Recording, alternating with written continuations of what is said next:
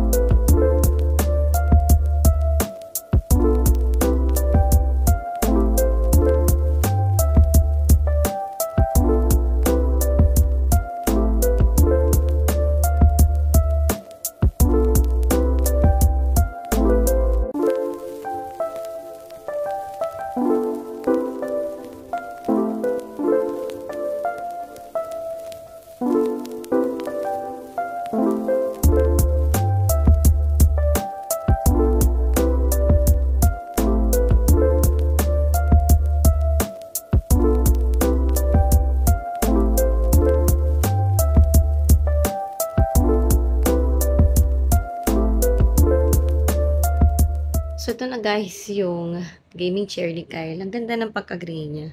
Yun na yun yung kay Daddy. Tinatawag ni Daddy si Kyle. Sana gising pa. Para mapakita na namin to. And magamit niya na bukas. Swerteng bata.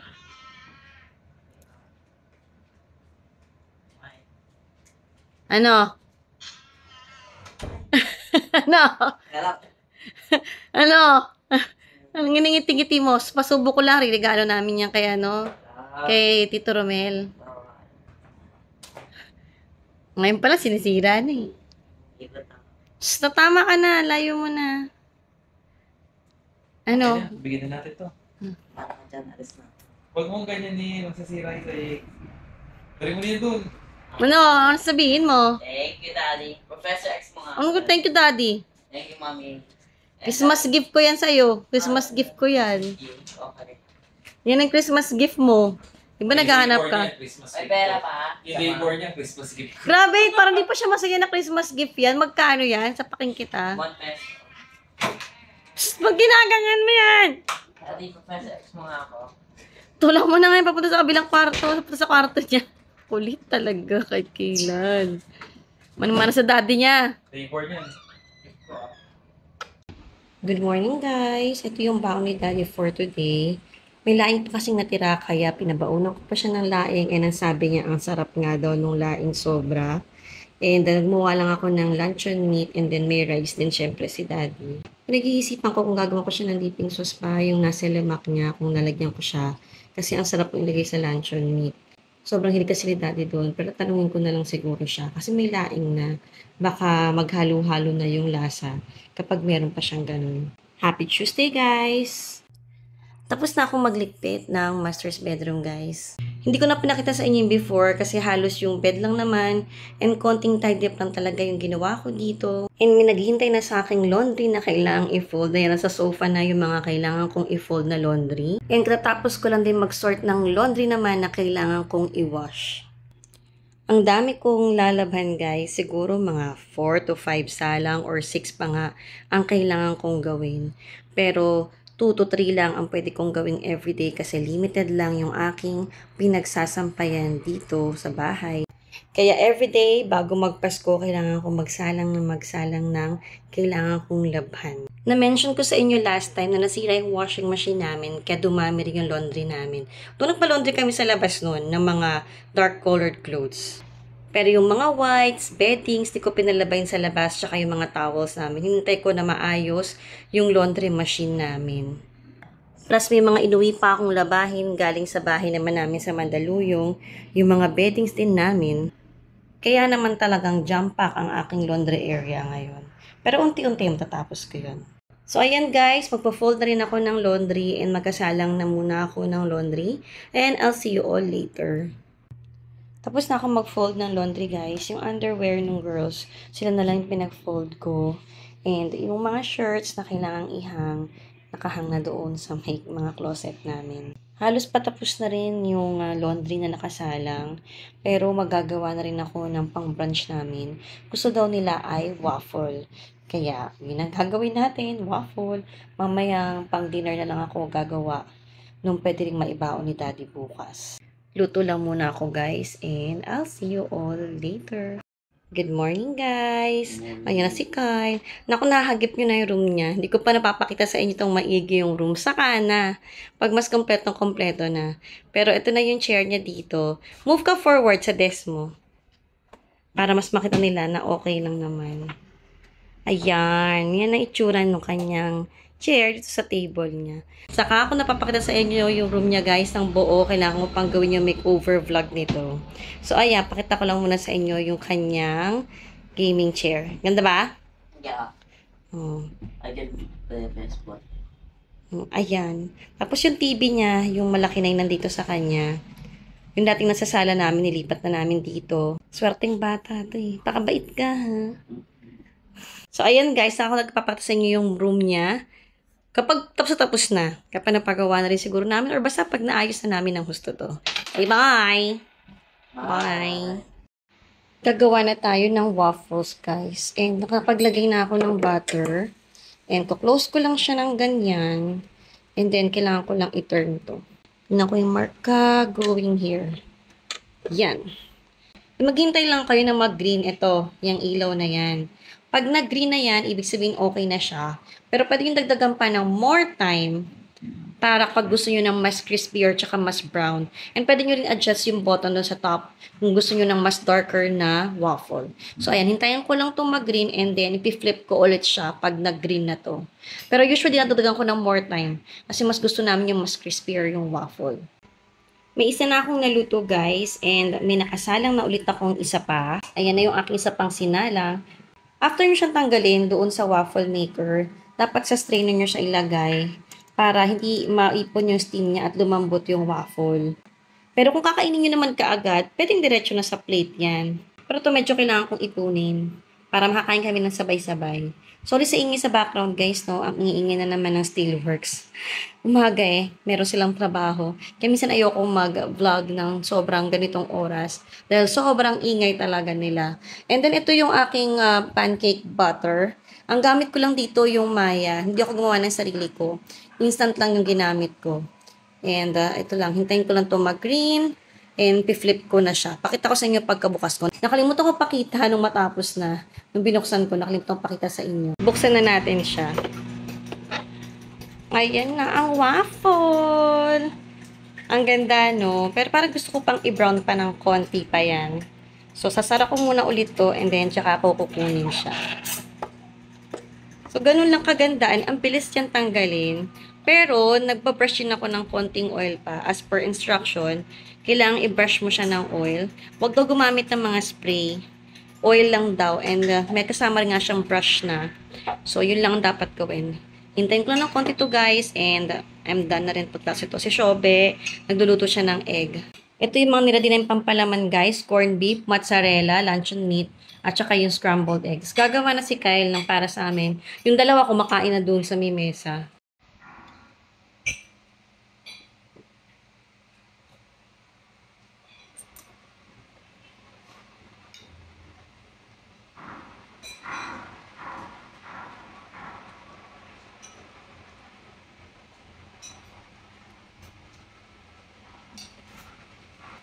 Sana more mozzarella pa. Yummy. Ito yung ginawa ni Kyle na sandwich namin, na waffle namin. Grabe, walang panama ang Belgian waffle dito sa kapal. Si Archie gumagawa rin ng kanya. Kain tayo, guys! Dumating today yung second gift ni Daddy for Christmas. And ang saya-saya ko pagbukas ko. Tapos ko pa lang naman ng book 3 na basahin today. And nasa book 4 na ako. And sabi niya kanina, sabi ko na babalik daw ako sa book 1. Ito na nga, dumating na yung umorder pala siya nito. Thank you, Daddy. Love you. Dumating na yung bilan niyo na ako ng Minalima. Sa mga hindi nakakaalam at hindi mga Potterhead, ito yung Harry Potter na Minalima version. So, ito yung pag, binubuksan mo, mga pop-up book siya. Kaya, ayan, ang kapal niya. Tapos, may kung ano-anong mga illustration, tapos pop-up book siya, kung ano-anong meron sa loob. So, hanggang book 3 pa lang yung meron. So, ito yung book 1, then ito yung book 2, and ito yung book 3. So, meron na ako ng Harry Potter hanggang 7, may Cursed Child ako. Pero, ito yung isa pa sa mga gusto kong kolektahin, itong Minalima version. Ayan, meron na ako ng 3. Merry Christmas talaga. Merry Christmas sa akin. Thank you, Daddy. Papakabait ako. Parang pag na-book bar, bibayin mo ulit. Wow, saya-saya ko talaga. Pag nabuksan ko to guys, pakita ko sa inyo yung laman. Kung ano yung laman ng loob. Siyempre, hindi lahat, no? Unti-unti lang. Bawal yata pakita yun. Pero, ayan siya. Nalabas ko rin siya sa box. Ang ganda-ganda. Hindi ko na video yung pinaka-unboxing talaga. Kasi pinabukasan ni Daddy to ngayon. And December 23 pa lang. Bukas pa yung Christmas. Bukas pa yung Christmas Eve. Pero syempre, excited akong buksan. Sabi ko na nakabox kasi. Sabi niya nga, pag na-receive daw ako na dumating na parcel today, huwag ko babasahin kung ano. Baka daw nakasulat. May spoil yung gift niya. Tapos nakapagbukas ko, nakabox ang 3. Sabi ko na talaga, minalima to. Happy me, happy me. Look at this one. Is that the mandrake? 3, 2, 1. Oh, that's actually the Yeah, it's a It's mandrake. actually ugly. It's ugly. Yeah, an ugly baby daw yan eh. That's Kyle. The mandrakes. Wait, come here for Oh, you didn't put your earmuffs. You need to put earmuffs. I guess see what it is. Yeah, you can see what it is in there. Yeah. Then you need to pull it out. Come here for comparison. Let's see this. Oh, wanna open a tree? It was cold. Whomping willow. The one thing. Oh, the car. How Yeah. Yung nag-crash sila. Yeah, they crushed in the tree. And the car went by itself and then it ran away. Yeah. Yeah. The car was so angry.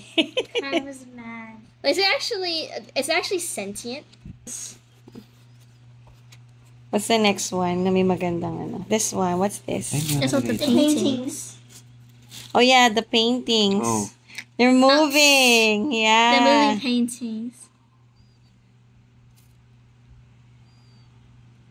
Nung That's nice. Can you see, Daddy? Next. Wala. What's that? This one. Does this open? Wait. Wait. Hey, Oh. is this where they made the? No. I don't think. Is this one? This one's complicated to open. Mm. What is this one? Oh. Ah, yung ano, papunta sa office ni Dumbledore. Yeah. Diba? May gargoyle. Tapos, This is- when it Oo. opens up, there's a staircase going up. Wow, so nice. Grabe, ang work sa book na to. Am I correct? They put way too Is much that effort it? in the paper crafts. Yeah, it's Dumbledore's office. Yeah. And now you know why it's so expensive. As that's the polygist potion. Galing It just moves. Look. Tapos mag-change yung face nila. Yeah, when they drank the Polygist potion. Galing din. So cute. cute. What's Yeah, that's the statue where they fight the basilisk. yeah. Hello. Yung ano, may Yung may...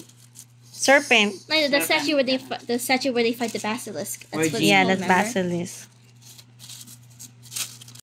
Good afternoon, everyone. We're here at Sumonito, December 24. And dito kami magda-lunch. Hindi na kami luto sa bahay. Say hi, Kyle. Hi, Kyle. Hi, Dad. Kyle. Hi, Dad.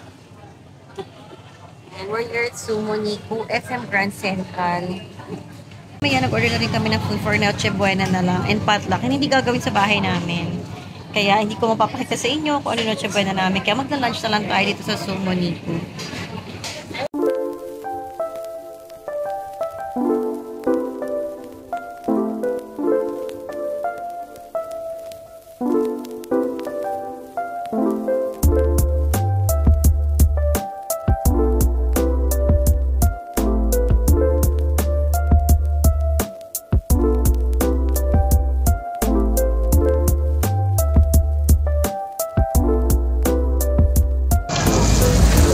Kailangan ko yung lahat. Dati.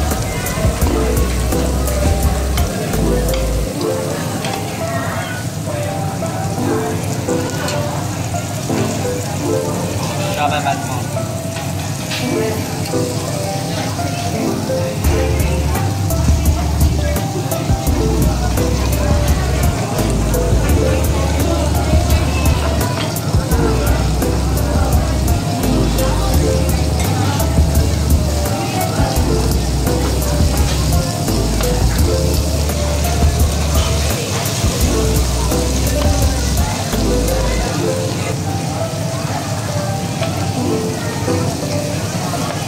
So you can put your bags in between you and Shobe. Yeah. Hindi lang nakatuba pa yan. Hindi nakatulog. Okay. Aling mo ba ako? Your bag with these, di ba na?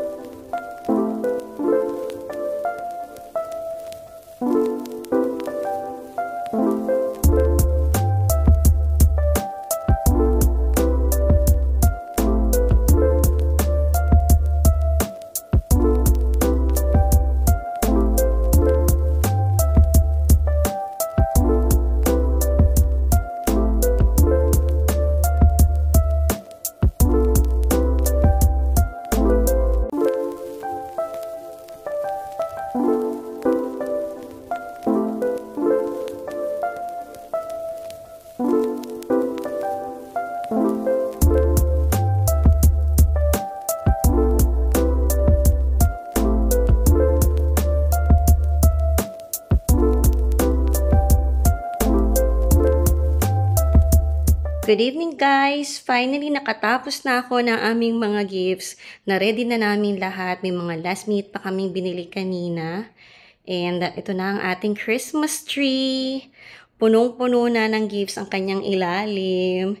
And ayan, kung makikita nyo pareho lang tong mga to, kaya pare-pareho ang itsura. And yung ibang gifts, hindi ko na binalot, at saka nag-recycle lang ako ng ibang mga paper bag dyan, guys. Para naman hindi sayang. Small gifts lang para sa ating pamilya. Ang importante, naalala natin silang lahat. And may mga binili rin ako, itong nakabag ng chips na yan. Para sa mga hindi ini-expect magpupunta, para may mabigay pa rin kami. Usually lang naman for family, yan mga Toy Kingdom para sa mga apo. And then ito nga mga chips na to para sa mga magpupunta. Hindi ko naman in-expect pero naghanda na rin ako para may mabigay pa din. And sa pamilya. Marami kami sa pamilya nito nila Habi, at saka sa pamilya ko, yun yung mas madami talaga. Kaya yung mga gifts na yan halos puro sa pamilya lang din talaga to guys. And wala akong papakita sa inyo Noche Buena dahil gagawin yun sa mga ibang mga bahay and I don't know kung comfortable sila na i-vlog ko. Kaya I'm not so sure mapapakita ako. Sa ngayon, ito na lang papakita ko sa inyo yung Christmas tree namin with lots of gifts. Merry Christmas everyone! Enjoy your holidays. Ang aga ko nag-prep ng ibang mga gifts, pero iba talaga, naghabol pa rin kanina ng pagbili. Actually, naman kanina. Kahapon yung last bili namin ng mga gifts. Pero ayan, kompleto pa rin naman. Lahat ay lalaanan pa rin ng gifts. And yung Christmas tree natin, ang saya-saya talaga niya this year. Go! Dapat bukas lahat, tanggal lahat, wrapper. Wow! Oh. Labas na lahat. Oh. Yung kulay. Gusto ko yung kulay. Ayan ha. Walang inggitan ha. Anong kulay sa'yo? Pinag-isipan yan. Hoy, grabe ha. Pinag-isipan ko yan. Customize yan per tao. Anong color yan? Gold. Gold. Anong color yan? O, yung straw nyo, mami, straw. Yung papalitan nyo kapag ilalagyan ng straw. Ha? Ito na straw. Mami, kaya MM naman to. Alin? Ito. Akin din. White na si Nene. Sa akin, Tita pa na to. Blue!